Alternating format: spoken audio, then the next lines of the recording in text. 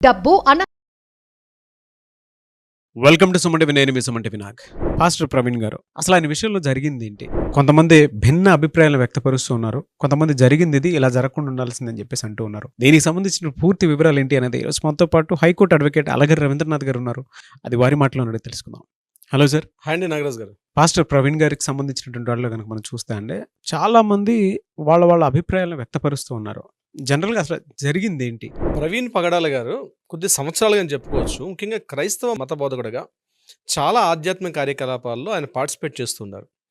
అయితే రీసెంట్‌గా చెప్పాలంటే ఒక గడిచిన 3 ఇయర్స్ నుంచి చాలా విగరస్‌గా చేస్తొస్తున్నారు ఆయన కార్యకలాపాలు. అంటే అటు ఉమ్మడి రాష్ట్రాలంటే అటు తెలంగాణ, ఆయన యాక్చువల్‌గా తెలంగాణ వాసి.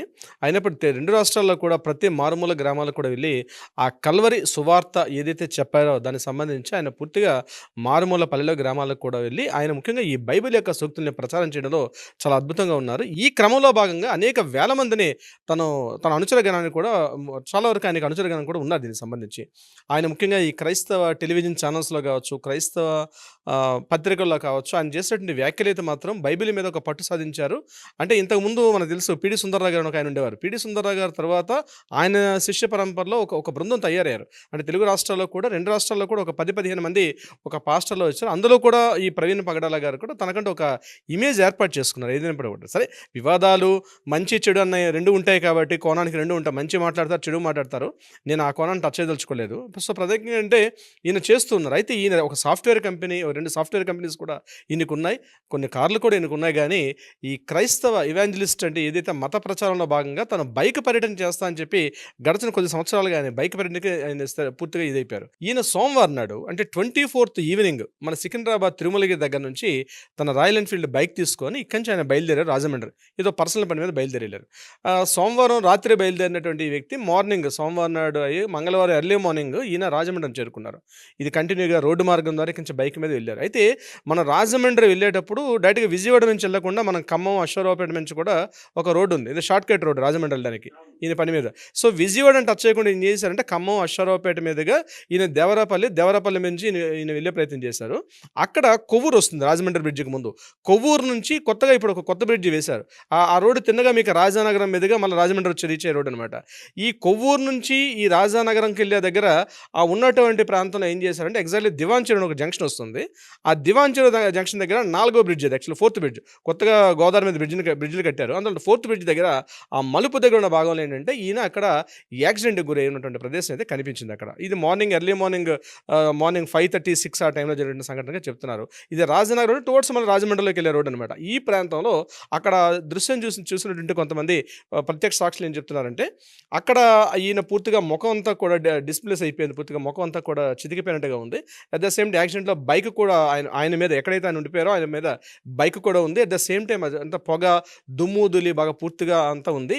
ఇది యాక్సిడెంట్ కాదు, ఇది ఎవరో ఈయన మీద హత్య చేశారు అన్నటువంటి అభిప్రాయాన్ని ఈయనతో పాటు అక్కడ ఉన్నటువంటి కొంతమంది వ్యక్తపరచడం కూడా జరిగింది. దీని మీద ఇమీడియట్గా మనకి రాజానగరం ఉన్నటువంటి ఎస్పీ గారు కూడా దీన్ని చార్జ్ తీసుకొని ఇది రోడ్ యాక్సిడెంట్గా ఆయన చెప్పడం జరిగింది. అంటే అక్కడ జరిగింది ఆ మలుపులో ఈయన కొవ్వూరు టోల్ గేట్ దాటి ముందు వెళ్తున్నప్పుడు అక్కడ సీసీ ఫుటేజ్ మనకు దొరికింది.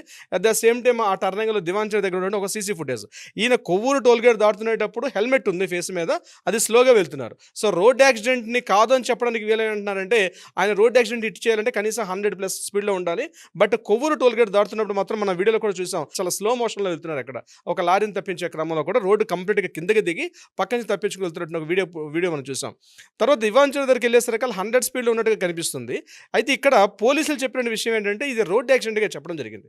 కానీ అక్కడ ఉన్న ప్రత్యక్ష సాక్షులు ఇది కాకుండా ఎప్పుడు ఇది సంఘటన జరిగిందో దగ్గర రాజమండ్రి, కాకినాడ, ఈ రావులపాలెం ఇక్కడ ఉన్నటువంటి ఈ క్రైస్తవ మత ప్రచారులు కావచ్చు, బోధకులు కావచ్చు, వీళ్ళందరూ ముఖ్యంగా విపి ప్రసాద్ గారు లాంటి వారు కూడా అక్కడికి వచ్చి జాయిన్ అయ్యి ఇది కేవలం పూర్తిగా హత్యగా వించబడ్డారు, ఇన్ని ప్రవీణ్ పగడాల మీద హత్యగా వించబడ్డారు అన్నటువంటి ఆ సిచ్యువేషన్ కూడా చెప్తున్నారు. అంటే మనిషి పడిపోవడం, ఆయన బాడీ మీద ఒక బైక్ ఉండడం, ముఖ్యంగా బైక్కి ఎటువంటి ఎక్కడ కూడా బ్యాక్ సైడ్ హిట్ అయితే ఎక్కడ కూడా బైక్ డ్యామేజ్ లేదు, బైక్ కంప్లీట్గా ఎలా ఉండాల్సిన స్థితిలో ఉంది. కానీ ట్యాంక్ పైన మడ్గర్ అంటే ఫ్రంట్ టైర్ మీద ఉంటుంది, ఆ బోర్డు మీద మాత్రం కంప్లీట్గా బ్లడ్ అంత ఉంది. మనిషి యొక్క ముఖం అంతా చితికిపోయి ఉంది, శరీరం మీద ఎక్కడ కూడా గాయాలు లేవు.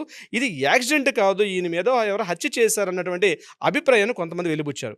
దీనికి నిదర్శనంగా ఏం చెప్పారంటే ఒక 1 మంత్ బ్యాక్ సోషల్ మీడియా పోస్ట్‌లో కూడా ప్రవీణ్ పగడాల గారు చెప్పినటువంటి విషయం ఏంటంటే, నా మీద కూడా థ్రెట్ ఉంది నా మీద. కాబట్టి నాకు ప్రాణహాని ఉందని. ఇదే విషయాన్ని 6 ఇయర్స్ బ్యాక్ కూడా ఇదే విషయం చెప్పడం కూడా జరిగింది. అంటే క్రైస్తవ మత ప్రచారణ భాగంగా కొంతమంది ఈయన సిద్ధాంతాలు ఏవైతే నచ్చని కొంతమంది వ్యక్తులు ఈయన మీద దాడి చేసే ప్రయత్నం చేస్తారని చెప్పి 2, 3 సందర్భాల్లో కూడా ప్రవీణ్ పగడాల గారు కూడా చెప్పడం జరిగింది. అయితే దానికి నిదర్శనంగా ఈ జరిగిన సంఘటన ఏంటంటే పూర్తిగా ఇది జరిగిందని కన్ఫర్మేషన్‌కి వచ్చేసేటట్టు కొంతమంది ఏం చేశారంటే ఈ ఈ బాడీని కంప్లీట్‌గా రాజమండ్రి హాస్పిటల్ తీసుకెళ్లారు. రాజమండ్రి నుంచి గవర్నమెంట్ హాస్పిటల్‌లో ఇక పోస్ట్ మార్టం చేసే దగ్గర కొన్ని వేల మంది క్రైస్తవ మత ప్రచారకులు, అదేవిధంగా క్రైస్తవ ఫాలోవర్స్ చాలా మంది దీనికి వచ్చి ఇది ప్రభుత్వానికి వ్యతిరేకంగా వీళ్ళందరూ కూడా నినాదాలు చేస్తూ ఇది కంప్లీట్‌గా హత్య చేశారు, కొంతమంది కావాలని చేశారు, దీని యొక్క నిజానిజాలు బయట పెట్టమని చెప్పి గట్టిగా వాళ్ళు ప్లకార్డ్స్ పెట్టుకుని కూడా గట్టిగా మనకు కనిపిస్తున్న దృశ్యాలు కనిపిస్తున్నాయి. ఇమ్మీడియట్‌గా మన రాష్ట్రంలో ప్రజాశాంతి వ్యవస్థాపకుడైనటువంటి కేఏ పాల్ గారు రాష్ట్రంలో తనకంటూ ఒక ఐడెంటిఫికేషన్ ప్రతి విషయంలో కూడా స్పందిస్తున్నారు. కేఏ పాల్ గారు ప్రతి విషయంలో మాట్లాడడం జరుగుతుంది. ఆయన కూడా విశాఖ వాస్తవ్యులు, ఆయన కూడా చిలుకలపాలెం అనుకుంటా, ఆయన ఒక ఏర్పాటు చేసి ముఖ్యంగా ఈ క్రైస్తవ ఎవాంజలిస్ట్‌గా ఏ స్థాయికి వెళ్ళారో తెలుసు. ఆయన పార్టీ పెట్టిన తర్వాత కూడా రాజకీయాల్లో కూడా ఎప్పటికప్పుడు తన ఐడెంటిటీని ఆయన చెప్పుకుంటూ వస్తున్నారు. ఇమీడియట్‌గా రాజమండ్రి వచ్చినటువంటి కేఏ పాల్ గారు కూడా దీని మీద మాట్లాడడం జరిగింది. ఇది ఖచ్చితంగా ఆయన కూడా కన్ఫర్మేషన్ చేశారు. ఇది హత్య చేశారు, ఇది ఎట్టి పరిస్థితుల్లో మర్డర్ తప్పించి ఇది యాక్సిడెంట్ కాదు, యాక్సిడెంట్‌గా చిత్రీకరిస్తుందని చెప్పి ముఖ్యంగా ఎస్పీ గారికి, అదేవిధంగా లోకల్‌గా ఉన్నటువంటి ఎమ్మెల్యే గారికి, ఎంపీ గారికి డిపార్ట్మెంట్ వైజ్ కూడా మాట్లాడుతూ at the same time DIG గారికి, ఐజీ గారి లెవెల్లో కూడా మాట్లాడుతూ హోమ్ మినిస్టర్ అనిత గారికి కూడా ఆవిడ ఒక సూటిగా ప్రశ్న వేస్తారు. దీన్ని మీరు ఇమీడియట్‌గా పోస్ట్ మార్టం రిపోర్ట్‌ను బయట పెట్టండి, కెమెరా అంటే ఫొటోస్ వీడియో షూట్లు చేస్తూ అక్కడ మీరు పెట్టమని చెప్తే, యాక్చువల్గా మనకి లీగల్ పరంగా ఏంటంటే పబ్లిక్లో ఎక్కడ కూడా పోస్ట్ మార్టం చూపించరు. ఆయన డిమాండ్ చేసేది అంటే పోస్ట్ మార్టం రిపోర్ట్ అంతా కూడా కెమెరాస్ అసలు పబ్లిక్లో పెట్టి చూపించమని చెప్పి. బట్ యాజ్ పర్ లీగల్గా దాని పోస్ట్ మార్టం అనేది మనం కంప్లీట్గా వీడియో షూట్ చేస్తూ చేయకూడదు. ఎవరైతే కుటుంబ సభ్యులు ఉన్నారో కుటుంబ సభ్యుల సమక్షంలో వాళ్ళ సిగ్నేచర్స్ తీసుకుని పోస్ట్ మార్టం చేస్తే తప్పించి ఇట్లా చేసే అవకాశం లేదు. కానీ ఇప్పటివరకు కూడా మనకి పోస్ట్ మార్టం రిపోర్ట్ అయితే రాలేదు. దీని మీద ప్రభుత్వం పూర్తిగా అక్కడే దీన్ని క్లోజ్ చేసేస్తున్నారు. దాన్ని అక్కడ ఈ మర్డర్గా కాకుండా ఇది యాక్సిడెంట్గా చిత్రీకరించి క్లోజ్ చేస్తున్నారని అని చెప్తున్నారు. ఇంతకుముందు కాకినాడ ఎంపీగా పనిచేసిన హర్ష్ కుమార్ గారు కూడా రావడం, ఇది ఖచ్చితంగా ఆయన కూడా చెప్తున్నారు ఇది హత్య చేశారు తప్పించి ఇది యాక్సిడెంట్ కాదని చెప్పి. అంటే ఒకటి ఈ సంఘటన జరిగిన తర్వాత భిన్నాభిప్రాయాలు వస్తాయి. హత్య జరిగిందా, మర్డర్ జరిగిందా, ఏం జరిగింది ఏదే అనే విషయం మీద రకరకాల భిన్నాభిప్రాయాలు వస్తున్నాయి దీని మీద. ఇప్పటికి కూడా ఈ క్షణం మనం వీడియో చూసిన సమయానికైతే పర్టికులర్గా ఇది జరిగిందని చెప్పి ఎక్కడ మనకి ఇన్ఫర్మేషన్ రావట్లేదు. కానీ ఏదో మాత్రం జరిగి ఉంది. అది యాక్సిడెంట్ జరిగిందా, మర్డర్ జరిగిందా. ఎందుకంటే ఎర్లీ మార్నింగ్ 5:30, 6 o'clock అక్కడ చూసినటువంటి ఫిజికల్గా చూసిన వ్యక్తులు ఎవరు లేరు. అదేవిధంగా దాడి చేసినటువంటి ఆనవాళ్ళు అంటే అక్కడ చెప్తున్నటువంటి కామన్ మ్యాన్ పబ్లిక్గా మాట్లాడుకోవడం వేరు.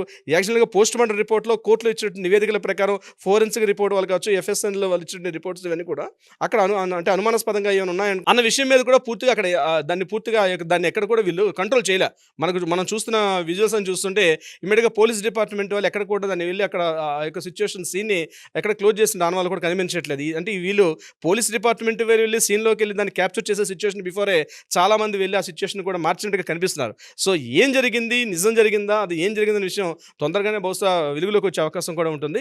ఏదేమైనా ఇటువంటి జరిగే సంఘటన జరగకూడదని కోరుకుందాం. అది ఏ మత ప్రచారమైనా సరే, హిందువులా లేకపోతే క్రిస్టియన్సా లేదా ముస్లిమ్స్ అని. ఎందుకంటే ఒక భిన్నత్వం లేకత్వంగా అందరం కలిసి వెళ్తున్నాం కాబట్టి ఎవరి అభిప్రాయాలు వాళ్ళకు ఉంటాయి.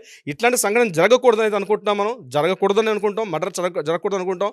బట్ ఏం జరిగినా నిజాలు ప్రభుత్వ నివేదికలు, అక్కడ పోలీసులు యంత్రాంగం పూర్తిగా బట్టబయలు పెడితే తప్ప ఈ విషయం వెలుగులోకి రాదు. నాగరాజ్ గారు ట్రూ సార్. ఏదేమైనా ఇలాంటివి మాత్రం జరగకుండా ఉండాల్సిందే. ఒకవేళ హత్య అని అంటే మేబీ పోలీసులు తేల్చాల్సినటువంటి విషయం అది. ఏం జరిగింది ఏంటి అనేది. అండ్ మీరు ఇందాక చెప్పినట్లు పోస్ట్ మార్టం కూడా రిపోర్ట్ రావాల్సినటువంటి అవసరం కూడా ఉంది.